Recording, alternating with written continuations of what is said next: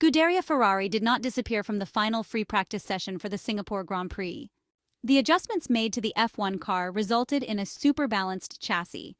What didn't work was the warm-up of the tires, an incorrect warm-up cycle that of course significantly decreased the grip of the SF24 with operating temperatures far from the correct values. It's hard to determine if the tweaks to the setup of the car somehow contributed to the scenario observed in the last practice session. Only those directly involved know. One way or another, however, there is time to recover and present themselves in the best possible way for qualifying.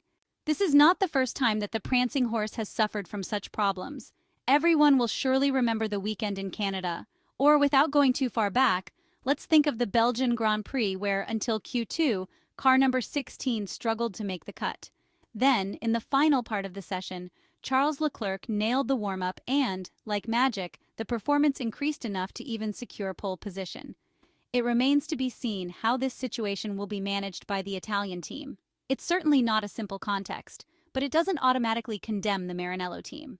Singapore is an atypical track, a street circuit where it is not easy to perfectly nail all the details.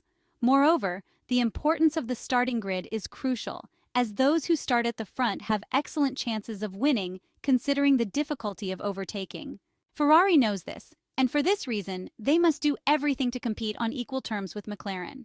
Failing to do so would be a major disappointment, as technically the SF24 in Singapore configuration has shown the potential to win.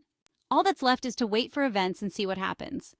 Now let's take a detailed look at how events unfolded for the two Ferrari SF24 cars in qualifying at the 4.94-kilometer Marina Bay street circuit. Everything is ready for the start of the qualifying session. Inside the Ferrari garage, there is a certain chatter focused on the final details. First, let's take a look at the weather conditions on the night of Singapore. 29.5 degrees Celsius air temperature, 32.2 degrees Celsius track surface temperature, humidity at 80%, wind speed of 1.1 kilometers per hour blowing from the south. The flag is green, the Ferrari drivers are in their cars ready to hit the track. The signal comes, the engines start, and off they go for this first outing on the Malaysian asphalt. For this run, the two red cars are fitted with a set of red-marked tires. We're talking about the tire that caused significant difficulties for the prancing horse in the last part of FP3. Therefore, it will be interesting to see if the team has immediately understood how to manage this factor. In the outlap, the rear brakes are used a lot to warm up the back end. The warm-up must be carried out properly. Charles Leclerc speaks on the radio and addresses this aspect, stating that the tires were too cold in FP3. Bozzi suggests braking hard during the preparation lap. Then they switch to push mode. Let's see what happens. Charles Leclerc completes a very clean lap before moving on to a double cool-down lap. Carlos Sainz, on the other hand, makes a mistake at turn 1 and prefers to lift off to retry the corner afterward. The Spaniard also puts together a good lap. Both Ferrari drivers lose quite a bit of time in T1. It seems that turn 7 is a point where the red cars struggle the most. During the second attempt, Charles makes a mistake in the second sector, which obviously slows him down. He is also not perfect in the third sector. Nevertheless, he improves his time. It's a shame about the mistakes because the performance was strong. Charles Leclerc decides and asks to manage the stability of the car at turn 13, adjusting the brake balance. A move agreed upon by the team. As for the Spaniard, he registers a not excellent lap that nevertheless mirrors the previous one. For now at least, it seems that the tire problem has not presented itself. If so, it would be a great relief for the Maranello team. The two SF24s return to the garage, waiting to see if the time checks are sufficient to make the cut. Apparently not, as both red cars return to the track. Again, new red-marked Pirelli tires. There is some traffic in the pit lane, but after a few seconds, the Ferrari drivers can return to the Marina Bay track surface. They proceed with the same warm-up used previously, more aggressive than that observed in practice. A single attempt where the two Carlos pass the cut. However, while Charles can abort, the Spaniard is forced to finish the lap where he makes a mistake at turn 13 that costs him at least 3/10. Good signs so far, but the actual pace of the SF24 in qualifying is still unclear. A brief pause and back to pushing.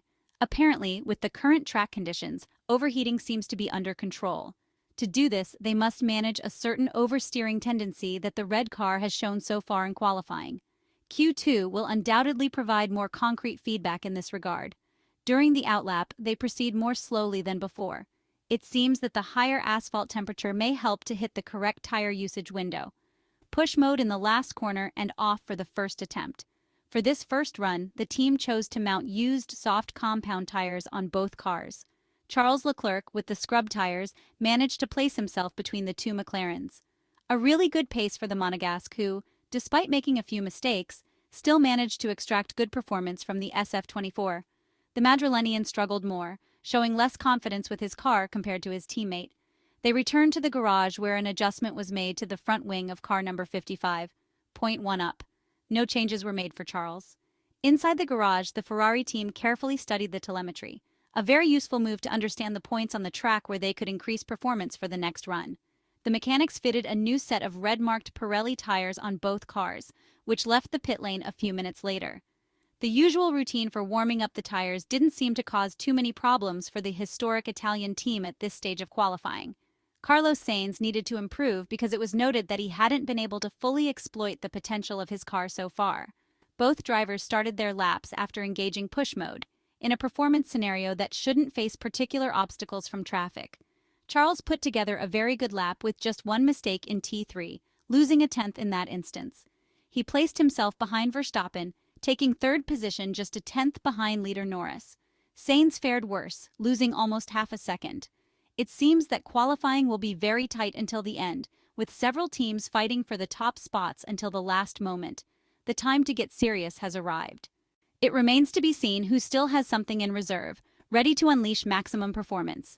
The odds favor Lando Norris, who has been the quickest since FP3. The Brit is making the most of his MCL 38, a complete and truly competitive car on this track. After yet another brief stop in the garage, the engines of the red cars roar back to life. It's time to give everything they have. The two Ferraris leave the pit box. They are still on soft tires, this time with a new set. Concentration is at its peak, needless to say. The track surface temperature has risen by 2 degrees compared to the beginning of qualifying. The Ferrari team is engaged in the outlap, which is quite quick this time. Charles Leclerc encounters traffic and prefers to slow down a bit before accelerating again in T3. Just as the Monegasque had cleared turn 3, he had to slow down because his teammate lost control of the rear end at turn 18. The Spaniard crashed into the barriers, damaging the rear of his SF24. Quite a mess. On the radio, he is informed that his tires were still too cold. It's a real shame because the Spaniard will have to start from 10th position. It remains to be seen the extent of the damage and whether it will be necessary to change the transmission of SF24 number 55. It takes some time to remove car number 55 from the track and allow the stewards to clean up the debris and fix the barriers. We're talking about 15 minutes of red flag. Once everything is cleared, the only Ferrari returns to the track, now on new soft tires. With only 3 minutes remaining, there is just enough time to set a time. Everything is on the line for this one shot, as the English say. The Monegasque's outlap follows the same pattern as the previous ones. Leclerc makes space to try to cross the line with the tires as warm as possible. A certain nervousness is noticeable on the radio, as the tension is really high. Charles sets off for his lap, but overcooks it, carrying too much speed into turn 1. This means his time is cancelled, and he has to settle for 9th place. A tough blow for the Ferrari team, which completely squandered qualifying. On the return lap, the Ferrari driver is very angry. He opens up on the radio and vents as best he can. Charles Leclerc talks about an adjustment suggested by the pit wall before his last attempt that complicated things. It apparently isn't a tire-related factor. For this reason, he seeks clarification, as he believes the front end of his SF24 did not work as it should have. Brian Bozzi tries to calm him down and, disheartened, admits he doesn't have an answer at that moment.